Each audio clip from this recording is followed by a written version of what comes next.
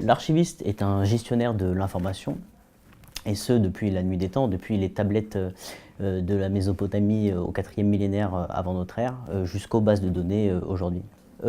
L'archiviste joue un rôle dans l'ensemble du cycle de vie des documents, depuis leur création jusqu'à leur conservation définitive ou à leur élimination. Et de fait, l'archiviste est central dans la politique de gestion documentaire de l'institution.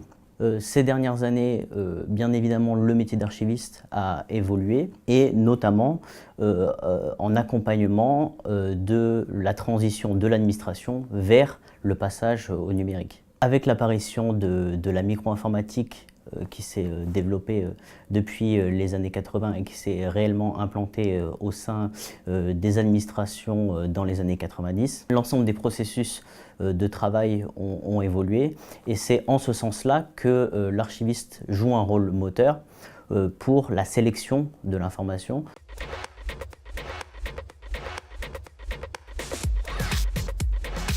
Archiver, c'est avant tout une nécessité organisationnelle. Des archives bien gérées font gagner du temps, et du temps qui est perdu à chercher un document ou une information, et autant de temps qui n'est pas utilisé pour faire autre chose. Face à l'explosion documentaire à laquelle on assiste depuis ces dernières années, l'archiviste propose des outils et des méthodes pour sélectionner l'information et aider les services qui sont producteurs d'archives dans leur démarche de gestion documentaire.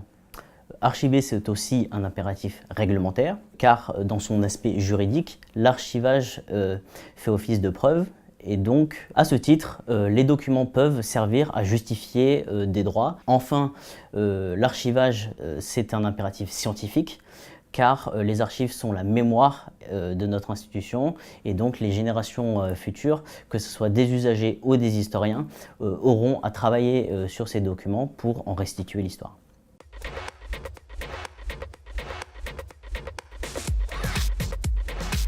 Ma mission consiste à gérer l'ensemble des archives de l'université, qu'elles soient pédagogiques, administratives, mais également scientifiques. Alors, les difficultés de ma mission sont liées à la richesse de notre université, qui est pluridisciplinaire et qui est implantée sur plusieurs sites entre la Seine-Saint-Denis et le Val d'Oise.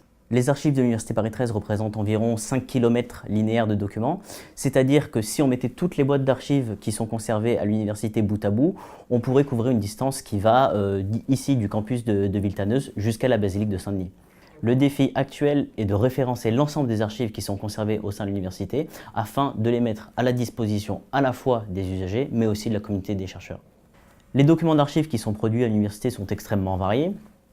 On pense bien sûr immédiatement aux dossiers d'étudiants qui constituent la base des archives pédagogiques, mais l'éventail est bien plus large, et cela va des contrats papier au courriel en passant par les photographies, les films, etc.